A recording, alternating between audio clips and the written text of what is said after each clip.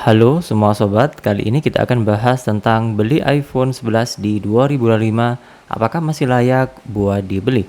iPhone 11 adalah iPhone yang dirilis di tahun 2019, yang artinya di tahun ini berusia 5 tahun. Di tahun 2024 ini ya, tetapi di tahun 2025 tahun depan, iPhone 11 akan memasuki tahun ke-6. Nah, buat kalian yang tertarik mau beli iPhone 11, kalian wajib mempertimbangkan beberapa hal sebelum membeli iPhone 11 ini. iPhone ini sangat laris dan cukup banyak peminatnya juga layaknya iPhone generasi sebelum iPhone 11, yakni adalah iPhone XR. Nah, untuk iPhone 11 ini sendiri memiliki spesifikasi menggunakan chipset Apple A13 Bionic, di mana masih cukup kuat buat pemakaian sehari-hari di tahun 2025. Main game, scrolling sosmed, dan juga bahkan untuk editing video ringan masih cukup lancar. Ataupun buat kalian yang mau cari iPhone buat nge-live di TikTok ataupun di sosmed lainnya, itu bisa juga menggunakan iPhone 11 ini. Karena dari sisi kamera ini masih sangat menguntungkan banget dan juga masih cukup jernih. Meskipun ini adalah iPhone keluaran 5 tahun yang lalu. Secara fitur kamera juga masih terbilang bagus, nggak ada salahnya buat iPhone 11 ini kalian pinang dari daya tarik kameranya. Dua lensa pada kamera utamanya yakni lensa wide serta lensa ultra wide masing-masing berukuran 12 megapiksel dan bisa merekam sampai 4K 60 fps dan hasil perekaman videonya juga terbilang masih sangat bagus. Apalagi di pencahayaan yang terbilang mumpuni. Sudah ada mode malamnya, tapi ya memang tidak sebagus mode malam di iPhone 12 series atau yang lebih baru. Apalagi buat kalian untuk foto malam tentunya bakalan terasa cukup banyak noise-nya. Apalagi untuk merekam video, foto. Untuk iPhone 11 ini memang kekurangannya belum ada mode malam yang secara otomatis untuk kamera depan ataupun kamera utamanya. Terutama untuk kamera depan masih belum ada mode malamnya ya untuk iPhone 11 ini. Jadi secara performa, secara fitur iPhone 11 ini ya cukup mumpuni. Memang nggak adanya fitur MagSafe dan juga belum mendukung untuk fitur jaringan 5G saja. Tapi secara performa menggunakan chipset Apple A13 Bionic masih sangat bisa diandelin di tahun 2025 tahun depan. Dan untuk dual SIM juga sudah disupport pada iPhone 11 ini, juga sudah bisa menggunakan eSIM atau embedded SIM juga.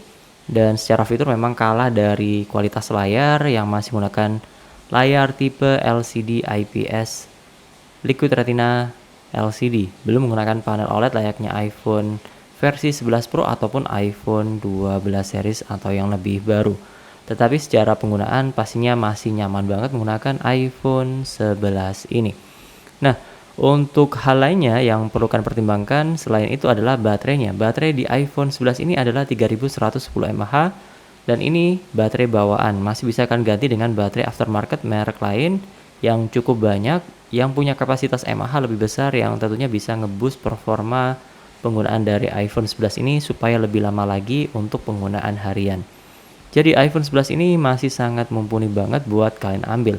Terutama buat kalian yang punya budget di angka 5 jutaan ya, tentunya bisa pilih iPhone 11 ini. Kemudian untuk hal lainnya yang perlu kita bahas adalah masih dapat update iOS terbaru atau enggak. Nah, ini bisa jadi di tahun 2025 ini iPhone 11 masih kebagian update iOS terbaru. Kenapa? Karena tentunya iPhone 11 ini menggunakan chipset Apple A13 Bionic yang pastinya kalian tahu ini digunakan juga pada iPhone SE generasi yang kedua yang dirilis di tahun 2020 yang kemungkinan besarnya kalau dari pola Apple sebelumnya di tahun 2016 yang juga merilis iPhone SE generasi yang pertama. Jadi kemungkinan besarnya iPhone SE generasi yang kedua itu disupport selama 6 kali update. Layaknya iPhone SE generasi yang pertama yang juga disupport selama 6 kali update. Jadi untuk iPhone 11 ini kemungkinan besarnya akan mentok sampai iOS versi 19 di tahun 2025. Jadi masih aman untuk update iOS terbaru. Untuk iOS versi 18 juga masih bisa banget dan lancar banget dijalankan di iPhone 11 ini. Dan beberapa poin yang bisa kita highlight adalah kualitas layar yang masih bisa kalian pertimbangkan. Masalah atau enggak, kalau saya pribadi sih layar LCD IPS dari Apple, layar retinanya itu masih sangat mumpuni dan juga terlihat bagus untuk penggunaan harian common user. Kemudian secara performa juga masih cukup oke meskipun ini adalah prosesor 5 tahun yang lalu. Kemudian dari sisi baterai juga tergolong gede, tetapi masih bisa kita upgrade.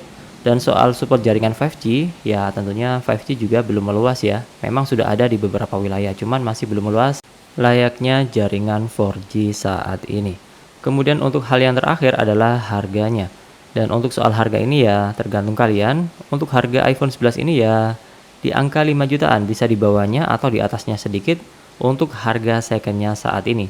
Saya tidak rekomendasikan beli iPhone 11 ini dalam kondisi baru, apalagi tahun ini iPhone 12, iPhone 13 harganya sudah turun, mengingat iPhone 16 yang tak kunjung masuk secara resmi ke Indonesia karena terkendala aturan TKDN yang memang sudah habis masa berlakunya dari pihak Apple sendiri yang belum memperpanjang ya. Jadi untuk iPhone 11 ini di tahun 2025 masih sangat worth it buat kalian ambil, terutama buat kalian yang budgetnya 5 jutaan ke bawah atau ke atas sedikit.